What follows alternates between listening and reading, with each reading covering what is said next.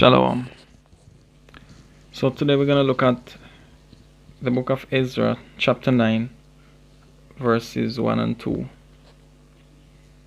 It says, "Now when these things were done, the princes came to me, saying, the people of Israel and the priests and the Levites," so what you're seeing here, the people of Israel and the priests and the Levites, because you had Levites that had offices in the temple, but not all the Levites were actually priests. You had to come out of the lineage of Aaron, right? So just to get that clear, it says, "And the Levites have not separated themselves from the people of the lands, doing according to their abominations." Now let's go to the book of First Esdras, because Ezra in the Old Testament and Esdras in the Apocrypha is the same person, right? This is First Esdras chapter 8 verse 6 to 9. "The nation of Israel, the princes, the priests, and the Levites have not put away from them the strange people of the land, nor the pollutions of the Gentiles, to wit." Now he's going to tell you who the Gentiles are: the Canaanites, the Hittites, the Perizzites, the Jebusites, and the Moabites, Egyptians, and Edomites. It's very important that we understand that, because when you go to, let's go to Deuteronomy chapter 7 and verse 3, because when you read here, it mentions certain people that lived among us that we were not to mix with, but it's not limited to them only. Deuteronomy chapter 7, it says, starting from verse 1, "When the Lord thy God shall bring thee into the land whither thou goest to possess it, and hath cast out many nations before thee, the Hittites, and the Girgashites, and the Amorites, and the Canaanites, and the Perizzites, and the Hivites, and the Jebusites, 7 nations greater and mightier than thou. And when the Lord thy God shall deliver them before thee, thou shalt smite them and utterly destroy them. Thou shalt make no covenant with them," do not make any agreements with them, no league with them, no dealings with them, "nor show mercy unto them." Here's a key part: "Neither shalt thou make marriages with them. Thy daughter thou shalt not give unto his son, nor his daughter shalt thou take unto thy son." Right? So the Most High don't want us to deal with these nations. Now, what happens when some people read this here? They mention that only these nations we were not supposed to deal with. No, these were the nations round about us at this time. And the Most High said that, but it's not limited to that. It was talking about strange people, meaning strangers outside of the nation of Israel, because you can have a stranger in the nation of Israel. For example, I'm an Israelite in Jamaica, right? Say you're an Israelite in Canada. If I move to Canada, right, I'm an Israelite, but I'm a stranger in your land. Still an Israelite, but I'm a stranger. I'm a foreigner. It's the same word. Stranger, foreigner is the same word, right? So you have stranger that is within the nation of Israel, and also can be stranger outside. So we have to understand the difference. Just like Gentiles can be within the nation of Israel, meaning you stray from the commandments of the Most High, right? You step outside of this type of worshiping. And also you have the Gentiles of the other nations that are naturally out of it from the beginning, right? So there are 2 types of Gentiles, just as there are 2 types of strangers. So going back to here, it says, "Neither shalt thou make marriages with them. Thy daughter thou shalt not give unto his son, nor his daughter shalt thou take unto thy son." What people don't understand about this is that when you're dealing with seed, It's more than just that which comes out of the man, right? For example, when you look at the sons of Judah, when one of the brother died, and one of them was supposed to lay with his wife to raise up seed after him, we might say the Most High killed him because he spilled it, just for spilling it, right? Or just for transgressing the law that says raise up seeds after your dead brother, right? But it's more than that, because within the law it carries a purpose or a function that we sometimes cannot see with our carnal eyes. What is actually in the seed? An entire dynasty can be in the seed. And this is why from the beginning the Most High is always preserving a seed, right? From the time of Adam, you have Seth, you have coming all the way down. Noah, he had 3 sons, Ham, Shem, and Japheth. Which one did the Most High preserve? He preserved Shem, so that that lineage could come through him, right? All the way down to Arphaxila, Abraham, right? Abraham was preserved. He had 2 sons, Isaac and Ishmael. Isaac was preserved of the 2, right? Isaac had 2 sons, and also is the same. You had Esau, you had Jacob. Jacob was preserved, and it's all the way down unto the Messiah, all the way down. The Most High has always been preserving a seed, because we just see a seed. He sees a dynasty, a set of rulers, and this is why when you watch ancient movies, Marco Polo and all of these movies, why do they always want to kill the prince? Or, like if there's a child who is supposed to be prince or king, but he's to be king, but he's too young to be the king. Why do they always try to kill him? Why do they always have to send him away or keep him under disguise or something? Because he's gonna be a ruler, and then everything after him is going to be the ruler. It's a set of rulers, it's a dynasty. So our thoughts are different from the Most High's thoughts, and we need to understand that. It's the same way when you're killing a king. For example, the last king over Israel, Zedekiah. Why would you want to kill the sons of the king? To discontinue that dynasty, to bring it to an end, so there would be no more heir to the throne, right? So, like I said, there's a spirit or a function that is contained in the law that sometimes our carnal eyes cannot see, because the law is spiritual. We are carnal, sold under sin, right? So let's go back to here, book of Ezra. Let's go first, Ezra chapter 8. Again it says,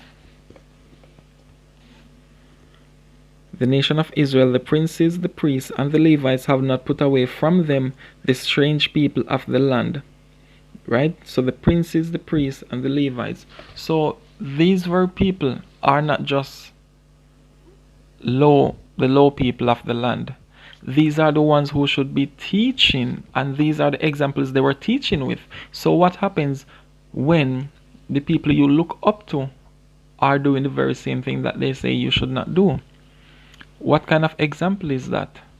This is why the Messiah had to come back in the New Testament and say, whatever they bid you to do, do it. Because these people know the law. They knew Deuteronomy 7 verses 2 and 3. Not 1, 2, and 3, not to deal with these other nations. They knew it. They're the ones teaching it. Right? But guess what? They could not fulfill it. And people are following them. So what do you think happens? No, they are building their followers in their image. It's the same as in the husband of the home, right? He has his wife, he has his children, but then he's doing all of these things, right? He's marrying strange women, he's going with strange women and all of these things. What kind of image are you leaving for your wife to follow? What happens when your wife starting to take on to strange men of the land? Right? So this is what happens when people in position or power or authority, they go astray. They can lead an entire nation astray. Think about your celebrities, for example. When they come out and endorse something that is totally immoral, what do you think? How many people are actually following them? Because you're in that position, right? So it's very shameful to see the princes, the priests, the Levites, the very people who are supposed to protect us or guide us. They are the ones that are actually falling in the ditch, right? It says, for both they and their sons have married with their daughters, and the holy seed is mixed with the strange people of the land. The holy seed is mixed with the strange people of the land. Let's go to the book of Genesis, which you already know. Chapter 6 and verse 1. It says, and it came to pass when men began to multiply on the face of the earth. When did men begin to multiply on the face of the earth? Let's go over to chapter 1 verse 28. It says, and God blessed them and said unto them, be fruitful and multiply and replenish the earth. Right? So it has been there from the beginning.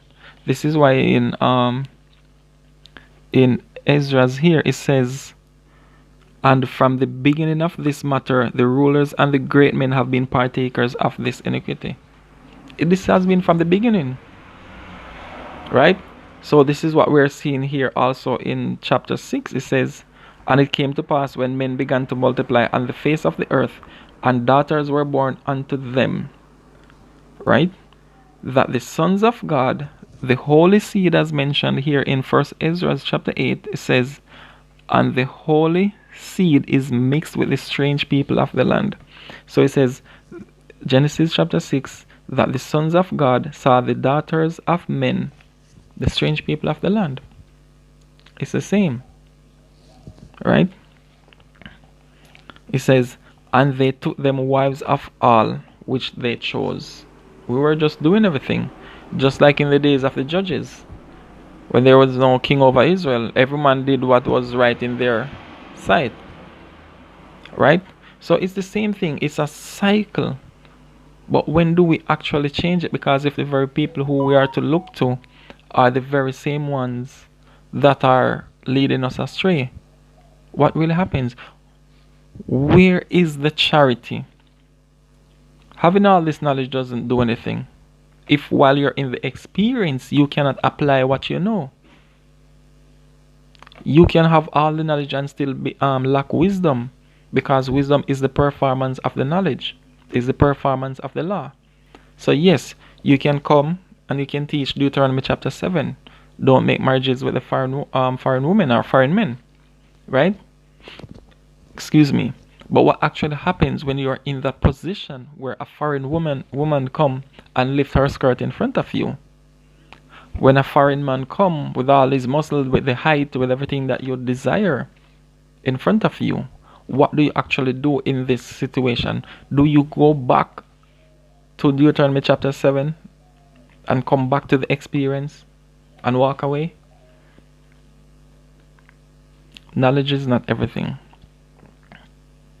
right? You need wisdom. You need charity above all, right? So even if it's something that is, if you're in a position where it's not something wrong, but people can perceive it as something wrong, out of charity, you would not do it. Not because it is wrong, but because you don't want to lead somebody else astray who is weaker in understanding, right? So it's important for us to understand this, and for people who are like teachers of the law, we have to be more established in what we are teaching, right? We have to have this wisdom to perform what we are actually teaching. Otherwise, that's going to leave us being hypocrites. We're just like philosophers. We say this, but we don't do what we say. That we end up like the people in Matthew 23. We just repeating the history, right? So again, we know what the law is, and we know what to do, what not to do. There you can discern, and you take the actions that are conducive to the goal that you want. What is the goal that you want? The keeping of the commandments, serve the Most High, stick with His morality. You only do things that are conducive to that path. So if this action here is going to take you off the track, don't do it. And also think about how many other people behind you that you are leading astray. You're leading your entire household astray.